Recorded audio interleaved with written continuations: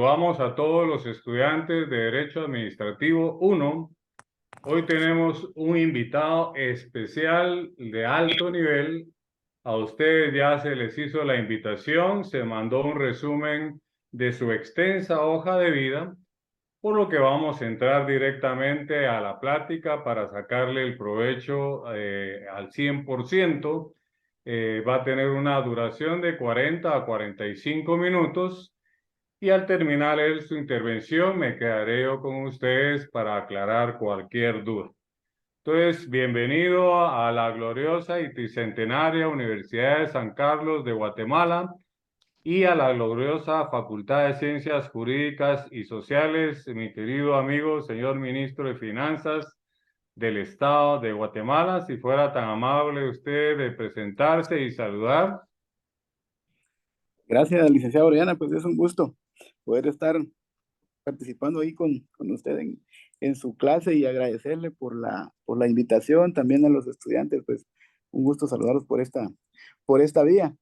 Y pues creo que es muy importante poder tener este tipo de intercambios para que los estudiantes pues vayan conociendo qué hacen las carteras de gobierno. Y en mi caso, pues mi nombre es Edwin Martínez, estoy desempeñando el cargo de ministro de Finanzas. Eh, pues ya en mi hoja de vida lo han ustedes observado, llevo acá alrededor de unos 28 o 29 años. He estado 2 veces de viceministro y hoy que fui ascendido a ministro.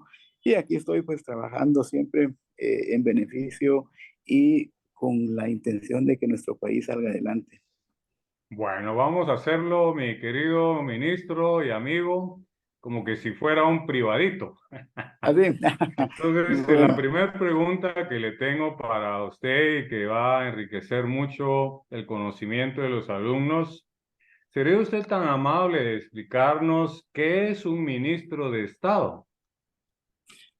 bueno, un ministro de Estado dice que es el funcionario de más alto nivel que tiene a su cargo el dirigir a un ministerio, ¿verdad? Y ahí sí que operar lo que la ley manda para que el gobierno y el Estado funcionen de una buena manera y siempre apegados al derecho y a lo legal, que es lo importante en cada una de las instituciones. Entonces, pues puedo decirle que es un cargo que implica muchas responsabilidades, porque el tener ahí sí que, ahí en el caso del Ministerio de Finanzas, alrededor de 1.400 personas a mi cargo, pues es una responsabilidad y se requiere también de tener el conocimiento de qué hace el ministerio y en el caso del resto de ministerios, qué hace cada una de las carteras, ¿verdad? Y pues eso, como le decía, de mucha responsabilidad, pero también eh, creo que es importante la experiencia, el manejo de la información, porque cada ministro pues participa en el gabinete de gobierno, que es donde se toman las decisiones y donde el señor presidente de la República pues es quien lo dirige y donde hay que tener las capacidades para poder explicar y qué se está haciendo en cada una de las carteras. Entonces creo que es un cargo también de mucho prestigio, puedo decirlo. El llegar acá, pues en mi caso es un ascenso, no participo en política por el tiempo y por el desempeño que he tenido en el ministerio, pues logré escalar durante todo el tiempo que llevo en el ministerio ahí. Entonces también eso me hace asumir esto con responsabilidad y con la mayor seriedad que se requiere de un cargo de esta naturaleza. Sí, a decir una forma breve por el tiempo, señor ministro, usted sería tan amable de explicarle a los alumnos ¿cuáles son las principales funciones como ministro de Finanzas, ¿verdad? Enumerar unas dos o tres o las que usted considere más importantes. Bueno, tal vez en temas de competencias o de responsabilidades, el Ministerio de Finanzas pues tiene a su cargo el desarrollo y la implementación de la política fiscal. Y al hablar de la política fiscal, pues está hablando de el tema de ingresos, el tema de la ejecución de gastos en el Estado y el endeudamiento. Tal vez ahí podemos enfocar tres de las funciones importantes, pero también esto se materializa en lo que es el documento del presupuesto general de ingresos y egresos del Estado, ¿verdad? Entonces, ahí es donde la política fiscal se lleva a cabo. Pues, es parte de mis responsabilidades formular el presupuesto, coordinar la política fiscal, coordinar también toda la política de ingresos, porque pues actualmente existe la Superintendencia de Administración Tributaria. Anteriormente a esta entidad, pues estaban las administraciones de rentas internas, que eran las que se encargaban del cobro de los impuestos. Pero ahí sí que por cuestiones de modernización en los estados, pues se crea la superintendencia y el ministro de Finanzas pues tiene a su cargo la presidencia de la SAT, eh, para llevar a cabo la política fiscal, cómo mejorar e incrementar la recaudación del Estado, porque este es un tema muy importante y fundamental, porque en la medida en que el Estado tenga más dinero, entonces también va a poder atender una mayor cantidad de demandas y necesidades que la sociedad le hace al Estado.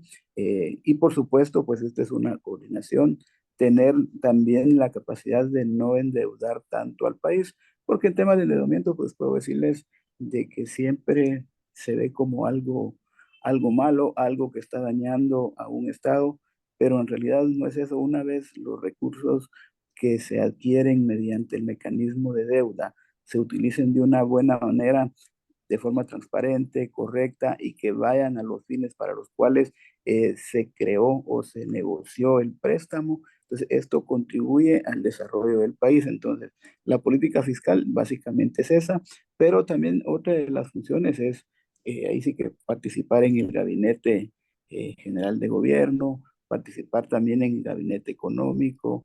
O sea, son muchas las instancias en las cuales el Ministerio de Finanzas participa y que son parte de las funciones que se tienen. Ahí sí que buscar esa integralidad con el resto de ministros para que el Estado pues funcione de una buena manera. Y una de las tal vez funciones también importantes del Ministerio de Finanzas es de que tiene a su cargo, ahí sí que el control y también el ordenamiento de la ejecución pública. A la hora de ejecución se habla de el traslado y la administración de los recursos a las diferentes instituciones, no solo ministerios y secretarías, sino entidades descentralizadas, municipalidades, consejos de desarrollo, y esto pues es lo que requiere también de esa capacidad para poder trasladar en tiempo los recursos, para que también quienes ejecutan recursos públicos puedan tener una buena ejecución. Y como les repito, es parte de esa integralidad, y el Ministerio de Finanzas pues tiene esa relación con todas las entidades públicas. Por ejemplo, la Universidad de San Carlos es acá donde se hacen los aportes para que funcione, al Ministerio Público, a la Corte de Constitucionalidad, a los alcaldes del país. Entonces, es parte de estas funciones. Sí, muchas gracias, mi distinguido ministro. Cuando tuve la oportunidad de que en una refacción platicáramos de este tema y le hice la invitación para que usted amablemente nos diera esta plática con el actual ministro, pues, de Finanzas del Estado de Guatemala, también me ofreció que está la posibilidad que en una segunda plática usted nos pueda apoyar con su viceministro que ve temas de la SAT. Y precisamente la tercera pregunta va dirigido hacia ahí. ¿La SAT depende de su ministerio, señor ministro de Finanzas?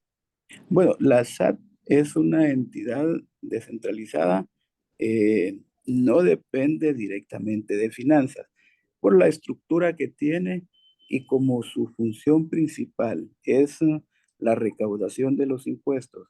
Y les mencionaba yo de que una de las competencias del ministerio es dar y llevar a cabo la política de recaudación de impuestos.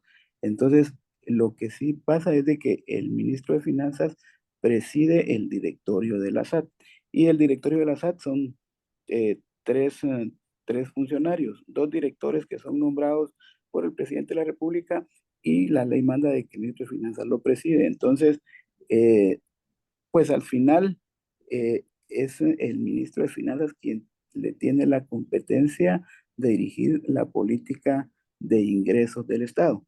Y existe un superintendente de administración tributaria que es como la autoridad administrativa superior de la entidad para que pueda él, ahí sí que en función de las instrucciones del directorio, él llevar a cabo también y materializar la política fiscal de ingresos del país. Y ya la SAT es la que se encarga del cobro de los impuestos, de estar aplicando y desarrollando sistemas que permitan a los contribuyentes el facilitar el pago de los diferentes impuestos, porque la SAT es una entidad muy grande, por decirles, tiene alrededor de unos 7.500 trabajadores y funciona con un aporte que también le da el Estado en función de la recaudación que hace diaria, mensual y anualmente. Entonces, se le van trasladando los recursos, pero sí decirle de que el ministro de Finanzas es quien preside el directorio de la SAT. Sí, gracias, señor ministro. Una pregunta también obligatoria para que los estudiantes tengan claro.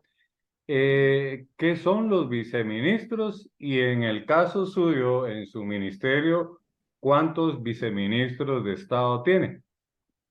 Bueno, en el caso del Ministerio de Finanzas se cuenta con 4 viceministros y cada uno tiene sus competencias y son los funcionarios que tienen el grado jerárquico inferior al de ministro, ¿verdad? Y las funciones de ellos es apoyar al despacho superior en diferentes temas. Por ejemplo, aquí los 4 viceministros, hay uno de ingresos y evaluación fiscal y es quien me acompaña a las reuniones del directorio de la SAT para llevar el control de forma puntual y también ir ahí sí que coordinando, supervisando cómo va el tema de la recaudación.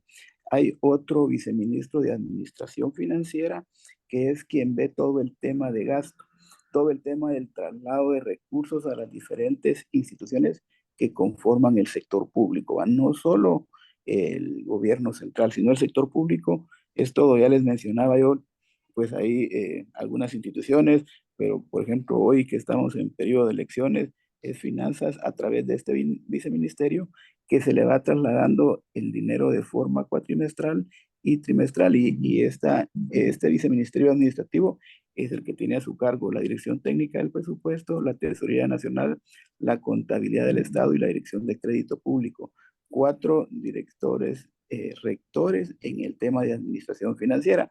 Y bueno, ustedes, los estudiantes, se enteran de que pues al final el dinero lo paga la Tesorería Nacional cuando ya está todo coordinado y autorizado.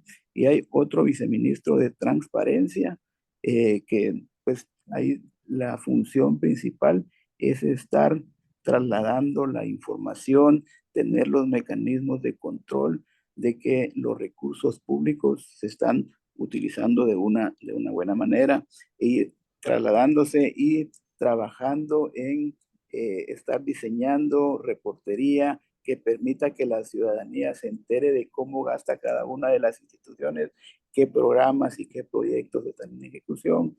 Y el último viceministro es el de Administración Interna, pero porque siempre el Ministerio de Finanzas tiene un presupuesto y tiene que ejecutarse de conformidad con la ley y la técnica presupuestaria. Y entonces hay un viceministro específicamente en apoyo al despacho para que pueda llevar un buen control y mecanismos de ejecución, porque con tales de que el Ministerio de Finanzas pues tiene alrededor de 18 direcciones, somos alrededor también de unos 1.400 empleados y esto pues implica estar teniendo los mecanismos de control para que dentro del ministerio pues los recursos se gasten de una buena manera. Entonces son los 4 viceministerios que tiene finanzas y que están en apoyo al, al despacho superior y luego pues están los directores, subdirectores, jefes de departamento y todo el personal operativo que lleva a cabo las diferentes actividades en función de la competencia de cada una de las direcciones que conforman el ministerio. Y tal vez sí es bueno aclarar de que el Ministerio de Finanzas, pues, no tiene la función de fiscalización, ¿verdad? Eso solo únicamente lo tiene la Contraloría General de Cuentas.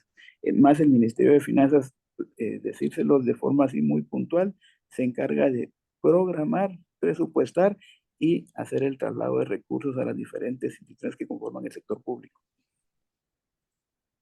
Excelente, licenciado. Fíjese que usted sin querer tocó temas que son materia de derecho administrativo. Yo les tengo que hablar sobre la competencia, sobre la jerarquía, ¿verdad? Que hay una jerarquía ascendente, descendente, una jerarquía horizontal. Eso es lo bueno de hablar con un especialista en el tema. Y también le he comentado a mis alumnos que en un examen privado de nuestra carrera de Derecho, eh, hay que leer más de 50 leyes administrativas por la forma en que está estructurada el Estado de Guatemala, principalmente el organismo ejecutivo. Entonces, me imagino, ¿verdad? Y quisiera que usted les comentara a los alumnos que el Ministerio de Finanzas también tiene una ley, ¿verdad? Una ley específica. Así es el decreto 114/97 es la ley del organismo ejecutivo. Y en esta ley pues están, ahí sí que todas las funciones, primero cómo está conformado el organismo ejecutivo, ¿verdad? Y aquí es bueno aclarar, el organismo ejecutivo pues es parte del sector público, ¿va? Pero además están las entidades descentralizadas y están las municipalidades y todo esto pues conforma el sector público del Estado. Entonces, en lo que es el organismo ejecutivo, el decreto 114, pues le da las competencias y funciones a cada uno de los ministerios que conforman ahí sí que el organismo ejecutivo. Hay relaciones, el Ministerio de Relaciones Exteriores, Gobernación, el Ministerio de Defensa Nacional, Ministerio de Energía y Minas, Agricultura, Comunicaciones. O sea, cada ministerio en esta ley tiene sus competencias. Y esto es lo que a nosotros nos rige qué podemos hacer, ¿va? Porque ahí pues ustedes saben más que lo conocen mejor que yo, de que en el Estado pues se puede hacer todo aquello que la ley manda, ¿va? Y lo que no, pues no se debe de llevar a cabo. Y algo importante que además de la ley pues existen muchos manuales, muchos procedimientos que son parte de la técnica de administración de los recursos públicos y de la ejecución del presupuesto. Y yo creo que ahí es donde se vuelve muy importante el curso de Derecho Administrativo, porque pues en todas las instituciones públicas siempre existe una unidad o una dirección o una asesoría jurídica. Y por eso, pues, cuando platicaba con el licenciado, le decía que es muy importante poder dar a conocer lo que se hace en lo público, porque cuesta conseguir abogados, por ejemplo, abogados que tengan los conocimientos y la experiencia en temas de ejecución presupuestaria, y creo que esto pues puede ayudar y también incentivar a que algunos puedan y les guste poderse preparar en ese sentido. Bueno, usted puso el dedo en la llaga, ya les dejó la inquietud a los alumnos que hay bastante campo para poder laborar ya en el ejercicio profesional, porque como usted bien lo dice, son muy pocos los abogados que manejan el tema administrativo. Eh, entonces les queda ahí la inquietud de ponerle mucho más atención a estos temas, especializarse y pues van a abrirse muchas puertas en el futuro para pues poder optar a una asesoría o a un cargo como funcionario público. ¿Cómo podría usted contarnos, en base a la experiencia, el tiempo que tiene usted de ser funcionario público, cómo se siente como un funcionario público? ¿Cuál es su sentir? Bueno, mire, la verdad que para mí ha sido algo muy positivo y también, le digo, de mucho orgullo poder eh, ver empezar en el ministerio en el puesto más bajo cuando empecé a trabajar y llegar al último, ¿verdad? Porque ser ministro pues es el cargo, es la máxima autoridad acá en el ministerio y también por ese trabajo que llevo en casi 29 años, pues me siento muy satisfecho y también muy honrado, por decirle, del trabajo que he llevado a cabo, pues eh, cuando platico con las personas, pues reconocen mucho la labor que he llevado a cabo aquí en el ministerio y esto pues me permite también eh, ahí sí que incentivar tanto a las personas de aquí, a los viceministros, directores, para que se dediquen y que sus actividades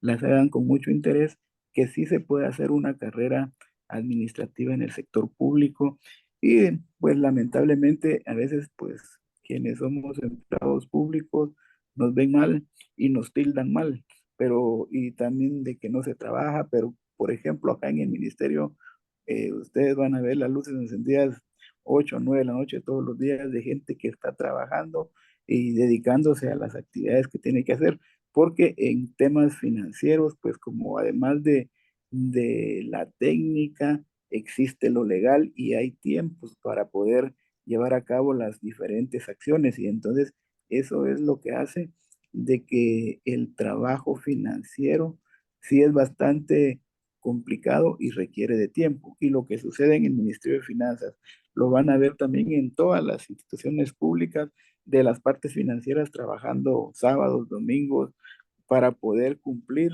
con las fechas y con todo lo que se requiere, porque pues yo siempre lo menciono, en el sector público, gastar un quetzal o gastar 1.000 millones de quetzales lleva el mismo procedimiento, ¿verdad? Y entonces tenemos que tener esa claridad, ese conocimiento, pero sí creo que el tiempo en que llevo acá en el ministerio me ha permitido también eh, poder ordenar muchas cosas y poder contribuir también con el desarrollo del país y pues buscar siempre el buen uso de los recursos públicos, que es lo que desde finanzas se puede también lograr. Sí, una pregunta de respuesta rápida, mi querido amigo señor ministro. ¿Desde qué edad se puede ser ministro de Estado? Pues siempre, después de los 30 años, ¿verdad? Después de los 30 años. De los 30 años se puede optar al Otra cargo de pregunta que no ministro y podríamos viceministro. dejar en el tintero es el tema del presupuesto, ¿verdad? Es muy importante. ¿Qué nos podría hablar usted del presupuesto de la nación?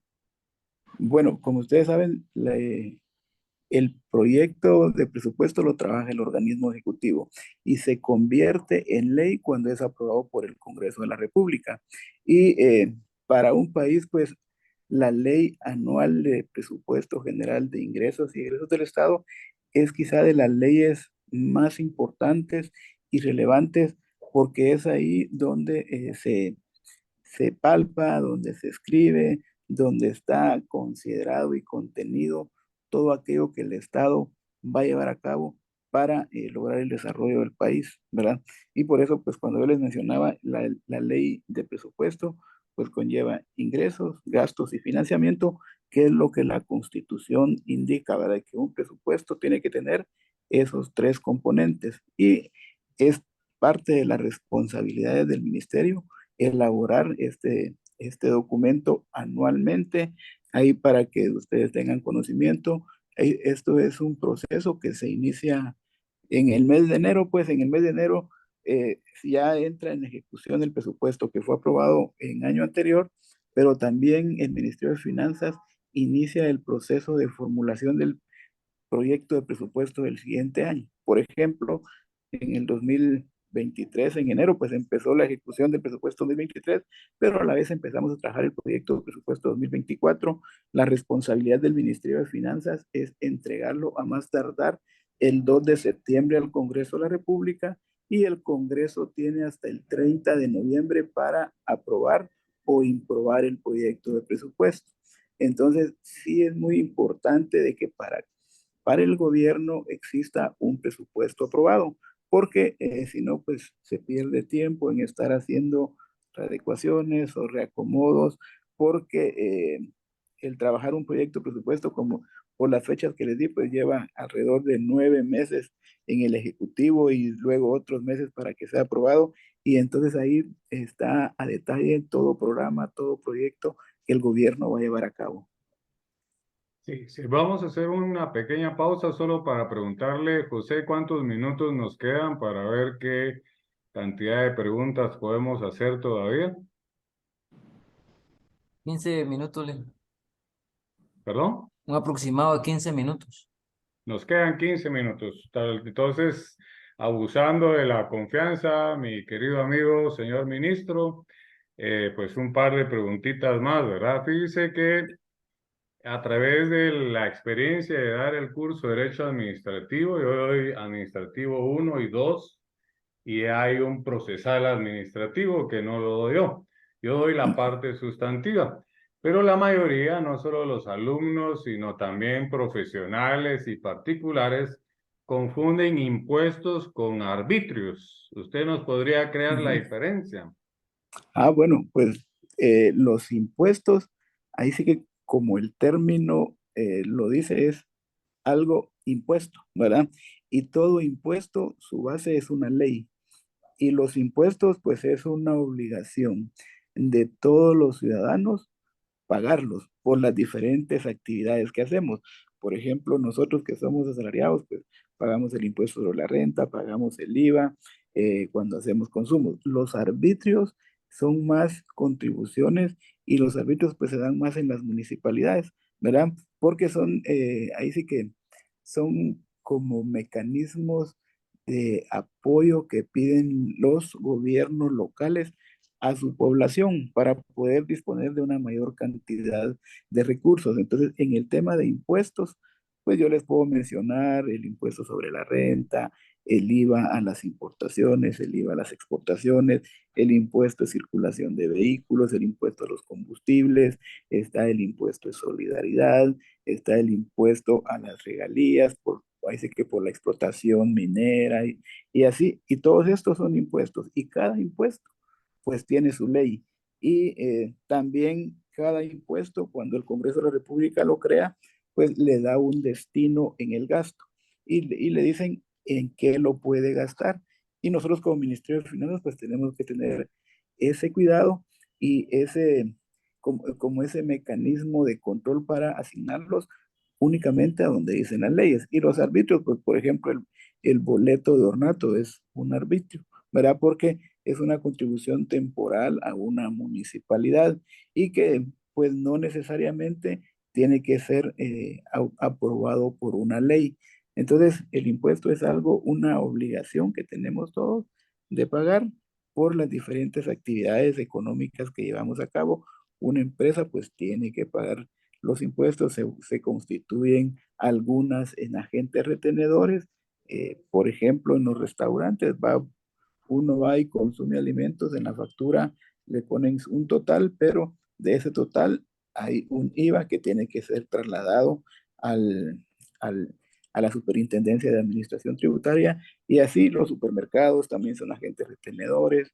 Entonces, hay impuestos que los pagamos de forma directa. Por ejemplo, el impuesto de circulación de vehículos que se vence en este mes, pues tenemos que pagar nuestro impuesto anual y ese pues lo pagamos directamente a la Superintendencia de Administración Tributaria a través del sistema bancario, ¿verdad? Y los arbitrios pues casi siempre se pagan a las municipalidades.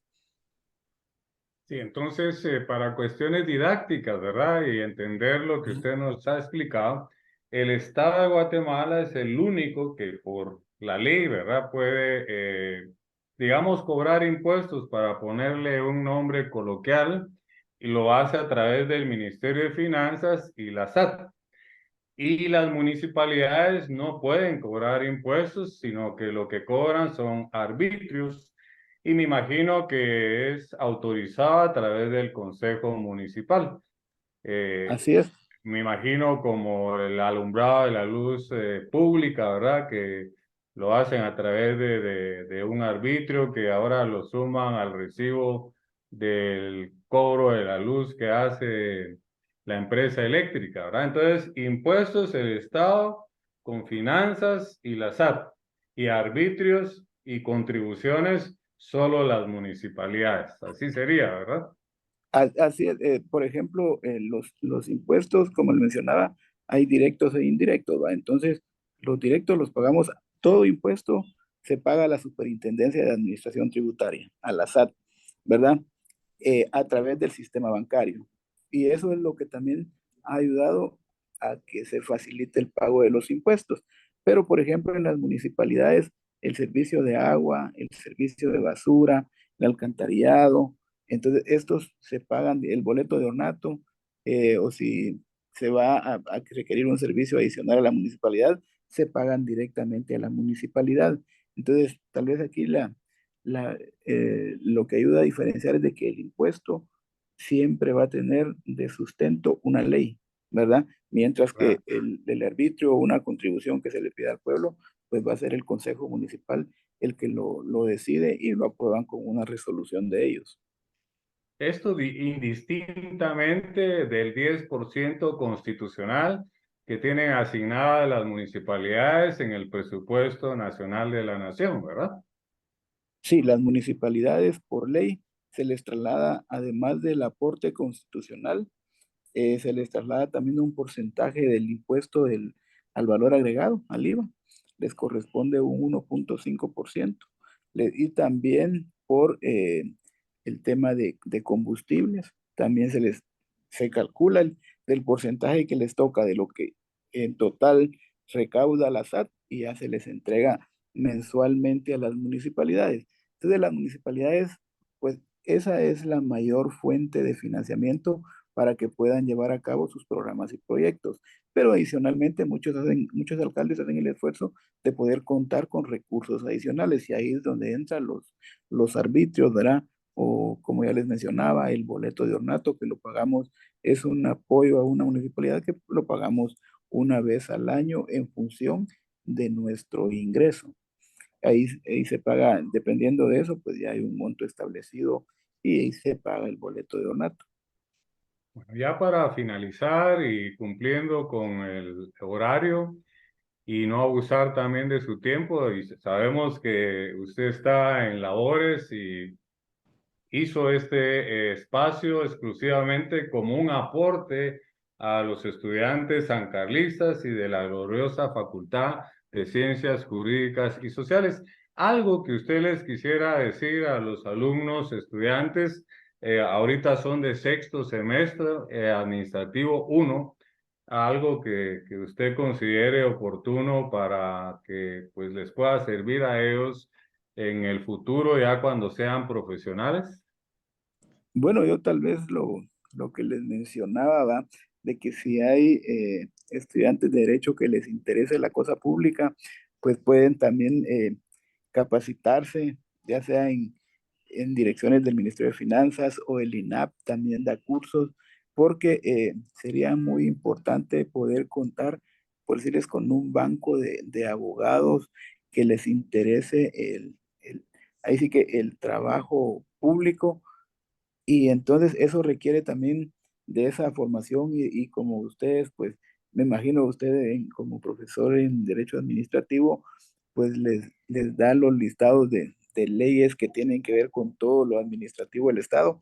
Creo que ahí sería muy importante, por ejemplo, conocer la ley orgánica del presupuesto, el manual de clasificaciones del sector público, la ley anual del presupuesto, la ley de compras y contrataciones. O sea, es una cantidad de leyes en temas administrativos que es muy oportuno poderlas conocer y aplicarlas ahí sí que en la medida en que la ley manda, porque sí, yo que llevo años en esto, pues siempre tenemos inconvenientes para conseguir abogados, ¿va? Por ejemplo, acá en el Ministerio de Finanzas, pues tenemos una unidad de asesoría jurídica, pero pues traemos abogados tal vez que no han trabajado, no se han desempeñado y los formamos. Y de aquí luego se van a otras instituciones, ¿va? Entonces yo creo que a los jóvenes, a los estudiantes que están en la carrera y preparándose, pues creo que sería muy importante que les interesara el tema público, por supuesto, de que los abogados pues también en el tema privado creo que les es más rentable, pero como también ya a veces hay quienes les gusta lo público y creo y también la relación de dependencia, entonces eso también será una oportunidad y una posibilidad más de empleo. Hay, pues yo como ministro de Finanzas y también como platicamos, si en algún momento es importante que llegue el viceministro a explicarles más a detalle el tema de ingresos, pues será un gusto, porque creo que nuestra función es poder compartir, ¿verdad? Y ahí sí que como dice el eslogan de la Universidad de San Carlos, pues ir y enseñar a todos. Y yo también soy egresado de la Facultad de Ciencias Económicas de la Universidad de San Carlos, ¿verdad? Tengo otras maestrías ya en otras universidades, pero sí, mi carrera de profesional la saqué en la Universidad de San Carlos. Y Y entonces, pues, dos cosas muy muy agradecido. puntuales, mi querido señor ministro. Eh, Tomarle la palabra con el ofrecimiento que nos dio de aportarnos a su viceministro para que nos dé una plática similar en relación a la SAT y luego pues resaltar, ¿verdad?, que todo funcionario público se debe principalmente a nuestra Constitución Política de la República de Guatemala, ¿verdad? De ahí todas las leyes ordinarias en materia administrativa. Se nos ha ido el tiempo, señor ministro. Yo voy a tener la oportunidad de seguir compartiendo con usted, si Dios nos da vida, Así es. mucho tiempo, pero los alumnos quizá solo sea esta la única oportunidad y han tenido ese privilegio. Y en nombre de nuestra tricentenaria Universidad de San Carlos de Guatemala, a la cual también usted pertenece, y en nombre de nuestra gloriosa Facultad de Ciencias Jurídicas y Sociales, en nombre de mis estudiantes de Derecho Administrativo 1 y en nombre de mi persona, ¿verdad?, que soy el docente titular, Giovanni Orellana, pues realmente no hay palabras para agradecerle el tiempo, la voluntad, el conocimiento, el no egoísmo en compartirnos con todo eso que nos compartió en estos minutos. Muchas gracias. No, igualmente, licenciado, yo le agradezco ahí por la oportunidad de poder explicar y también, pues, trasladarle a los alumnos lo que es el Ministerio de Finanzas, ¿verdad? Y a usted, pues, agradecerle también esta posibilidad y oportunidad. Que Un tengan un fuerte buen día y ahí abrazo, que siempre Dios lo estamos a la siga orden. bendiciendo a Igualmente a usted, usted, a licenciado. su familia y éxitos en sus labores, no solo personales, familiares, sino en ese cargo de tanta responsabilidad como ser el ministro de Finanzas del Estado de Guatemala. Que Dios le bendiga y muchas gracias por su aportación.